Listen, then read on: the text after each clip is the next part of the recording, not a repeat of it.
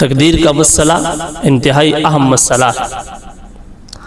بہت سارے لوگ اس دور میں بھی اس کے بارے میں جاننا چاہتے ہیں کہ آخر تقدیر کیا چیز ہے۔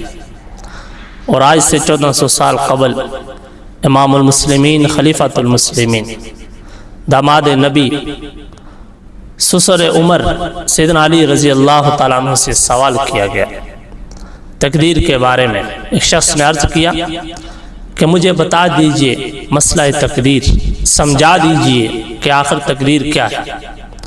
آپ رضی اللہ تعالیٰ عنہ نے فرمایا ایک پاؤں پر کھڑے ہو جاؤ۔ اس نے حکم کی تعمیل کرتے ہوئے کھڑا ہو گیا، پھر فرمایا کہ اب اپنا دوسرا پاؤں بھی کھڑا کرو۔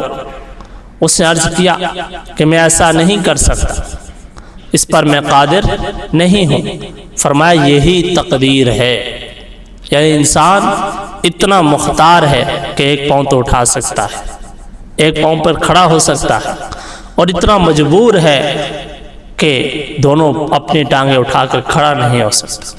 معاملہ 50-50 ہے۔ اس اختیار کی وجہ سے پکڑ اور جواب دہی ہے۔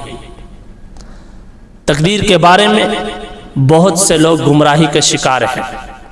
بعض تو تقدیر کا بالکل انکار کرتے ہیں اور اس بات کے قائل ہیں کہ انسان خود اپنے افعال کا خالق ہے اور مکمل طور پر خود مختار ہے۔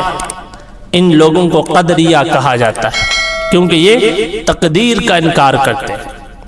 دوسرا انتہا پسند فرقہ جبریہ ہے۔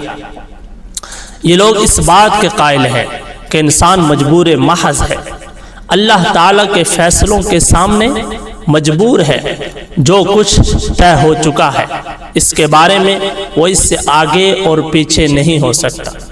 ان دونوں انتہاؤں کے درمیان اہل سنت والجماعت کا مسلک ہے، یعنی انسان نہ تو مجبور محض ہے اور نہ ہی مختار مطلق ہے، بلکہ حقیقت ان دو انتہاؤں کے درمیان ہے، یعنی انسان کے افعال کا خالق اللہ تعالیٰ ہے اور انسان اپنے اختیار اور کسب سے ان افعال کو سر انجام دیتا ہے۔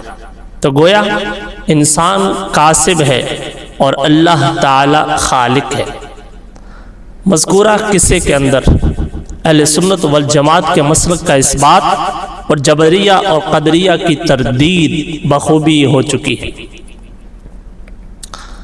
انسان نہ تو مجبور محض ہے اور نہ ہی مختار مطلق ہے، بلکہ حقیقت یہ ہے کہ انسان ان دونوں انتہاؤں کے درمیان ہے۔ اسی بات کو مان لینا کا نام صراط مستقیم ہے۔